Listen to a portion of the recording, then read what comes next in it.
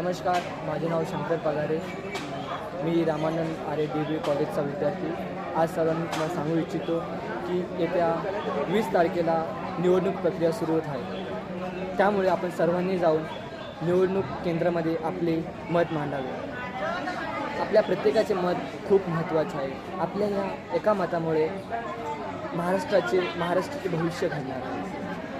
आपण सर्वांना ज्याप्रमाणे माहिती आहे की प्रत्येक 18 वर्षावरील व्यक्ती, प्रत्येक 18 वर्षावरील जो विद्यार्थी आहे त्या विद्यार्थ्याला मतदानाचा अधिकार आहे. तर जो कोणीही 18 वर्षावरील पीडित आहे तर कृपया करून त्यांनी जाऊन मतदान केंद्रात जाऊन आपले मत मांडावे.